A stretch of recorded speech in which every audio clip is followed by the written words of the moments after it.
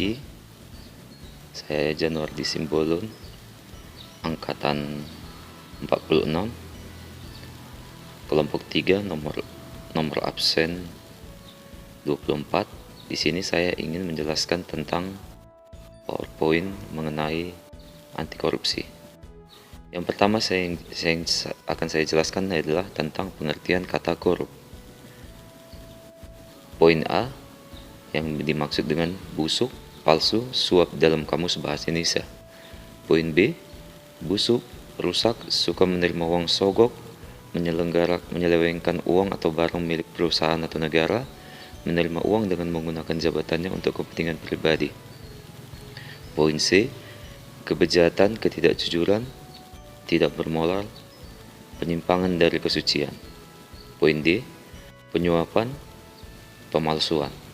Dan poin E adalah penyelewengan atau penggelapan uang negara atau perusahaan sebagai tempat seorang bekerja untuk keuntungan pribadi ataupun orang lain. Ciri-ciri dari korupsi ialah 1. Dilakukan oleh lebih dari satu orang. 2. Merahasiakan motif atau ada keuntungan yang diraih. 3. Berhubungan dengan kekuasaan atau kewenangan tertentu. 4. Berlindung di balik pembenaran hukum. 5. Melanggar kaidah kejujuran dan norma hukum. 6. Mengkhianati kepercayaan. Korupsi sama dengan penggelapan plus kerugian negara. Pencurian adalah secara melawan hukum plus mengambil sebagian atau seluruhnya barang atau hak orang lain dan tujuannya memiliki atau memperoleh keuntungan. Yang kedua adalah penggelapan. Penggelapan artinya adalah pencurian barang atau hak yang dipercayakan atau berada dalam kekuasaan pelaku plus penyalahgunaan kewenangan atau kepercayaan. Penyebab dari korupsi ialah penegakan hukum tidak konsisten. Yang kedua adalah penyalahgunaan kekuasaan atau kewenangan. 3. Langkanya lingkungan yang anti korup. 4. Rendahnya pendapatan penyelenggara negara. 5. Kemiskinan atau keserakahan. 6. Keuntungan korupsi lebih besar daripada kerugian yang ditangkap. 7. Pemberian imbalan jasa. 8. Gagalnya pendidikan agama dan etika. Pencegahan korupsi dalam kurung preventif ialah 1. Perbaikan sistem. Perbaikan sistem dapat dilakukan dengan perbaikan peraturan perundangan, perbaikan reformasi birokrasi, perbaikan menegakkan etika profesi dan tata tertib lembaga, perbaikan penerapan prinsip good governance, dan lain-lain. Yang kedua ialah perbaikan manusia, yaitu perbaikan moral. 2.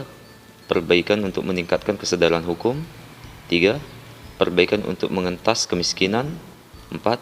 Perbaikan memilih pimpinan yang bersih, jujur, dan anti korup. Unsur-unsur tindak pidana korupsi ialah A. Unsur subjektif.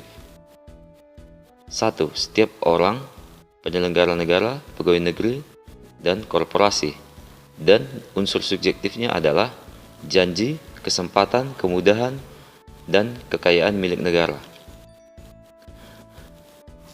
Berdasarkan pasal 1 subsidiar 2 Undang-Undang Nomor 31 Tahun 99 Jungto Undang-Undang Nomor 20 Tahun 2001 diperluas menjadi PNS menurut pasal 1 angka 3 Undang-Undang Nomor 5 Tahun 2015 tentang kepegawaian.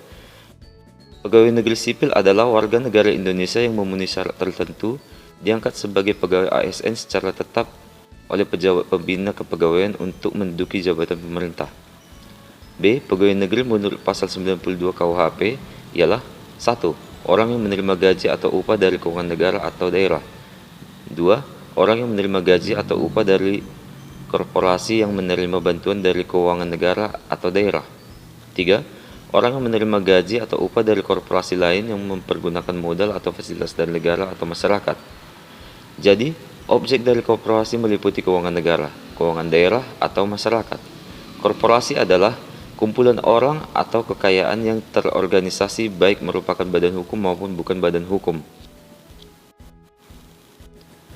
Tipologi korupsi ialah 1. White collar crime, merupakan bentuk kejahatan yang melibatkan para pelaku yang sangat profesional baik dalam bentuk objek perbuatannya maupun pelaku subjektifnya, yang tidak saja perorangan tetapi mencakup korporasi, bahkan perbuatannya sangat merugikan masyarakat dan negara secara luas, yang mana pelaku kejahatan ini mempunyai kedudukan sosial yang tinggi dan terhormat dalam pekerjaannya. Yang kedua adalah invisible crime, adalah kejahatan yang tidak tampak, yaitu adanya prosedur yang sangat sulit dan rumit untuk membuktikan perbuatannya maupun tingkat profesionalisme sebagai pelaku tindak pidana, yang mana kejahatan ini melindungi di balik asas legalitas karena kesulitan pembuktian disebabkan tidak adanya aturan undang-undang yang mengatur perbuatan tersebut. Menurut Profesor Muladi, karakteristik kejahatan ini memiliki ciri-ciri sebagai berikut. 1. Penyamaran atau sikat tersembunyi dan tujuan kejahatan. 2. Pembuatan terselubung yang mana penyuapan disamarkan dalam bentuk biaya advertensi, promosi, dan entertain. 3. Keyakinan si pelaku terhadap kebodohan korban. 4. Penyembunyian pelanggaran. 3. Low visibility, bentuk kejahatan yang sulit pembuktiannya secara yuridis karena pembuatan tersebut tertutup dan pekerjaan formal dalam keterbatasan kewenangannya. 4. Extraordinary crime, merupakan bentuk kejahatan dengan modus operandi yang sangat canggih dan luar biasa sehingga kejahatan ini baru dirasakan dan diketahui setelah waktu yang lama. 5. Welfare crime, merupakan bentuk kejahatan yang menjadi dalam suatu negara yang pertumbuhan ekonominya sangat tinggi dan kehidupan masyarakatnya yang sudah makmur. Keenam adalah public power atau economic power.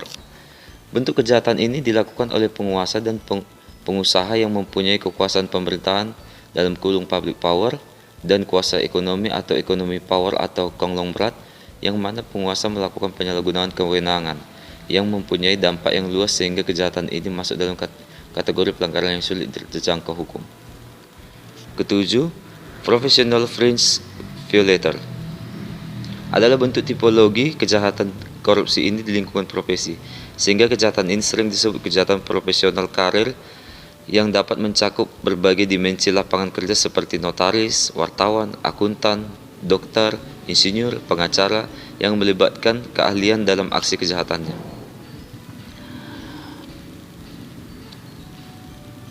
Peran tunas integritas. 1.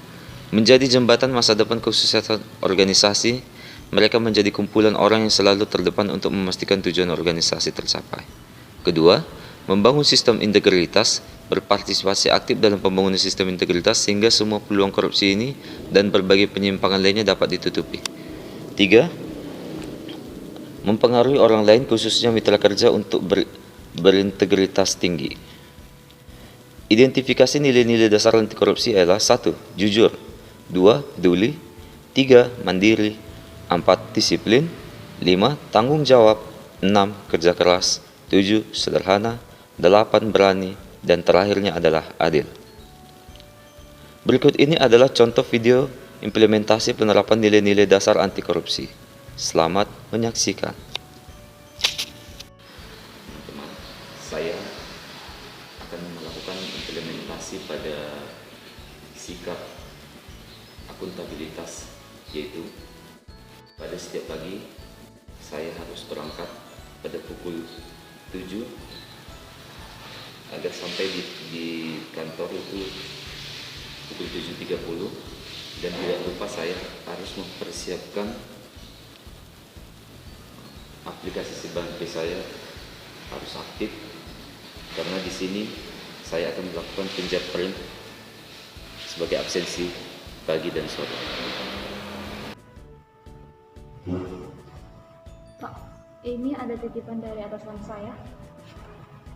Ini berkas penjatuhan hukuman Pak Paijo tadi ya?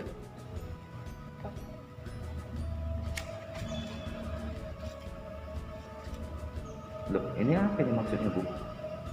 Itu hanya titipan dari atasan saya, Pak. Maksudnya supaya berkas Pak Paijo ini tidak saya ajukan ke pimpinan saya gitu. Mohon maaf ya, Bu, bukan maksud saya untuk menolak, tapi pekerjaan yang saya lakukan ini kan sebuah amanah, Bu. Jadi pertanggungjawaban saya kan bukan cuma pada negara, saya akan pertanggungjawabkan ini juga di hadapan Tuhan. Jadi mohon maaf Bu, sampaikan permohonan maaf saya sama pimpinannya langsung, bilang untuk menyelesaikan masalah ini sebaiknya Bapak berkoordinasi langsung ke kantor ini, dan sekalian juga kita undang kepala BKPSDM untuk menyelesaikan masalah ini, mengapa terjadi pembiaran seperti itu. Mohon maaf ya Bu sekali lagi, terima kasih. Di video yang kali ini, saya sebagai seorang pegawai negeri sipil yang akuntabel harus selalu berkewajiban menginput segala kegiatan harian saya di dalam e-kinerja. E-kinerja itu adalah seperti ini. Ya. Kita bisa menginput kegiatan harian kita di sini, dan kita memiliki kegiatan bulanan. Nah, itu sebenarnya kita breakdown namanya dari kegiatan tahunan kita. Kegiatan tahunan ini adalah kontrak kerja kita dalam 1 tahun. Nah, kontrak kerja kita dalam 1 tahun kita pecah dia menjadi bulanan. Nah, di dalam bulanan itu, contoh ada 5 kegiatan di dalam bulanan, kita pecah dalam harian. Kira-kira seperti itu sebagai kita PNS yang akuntabel.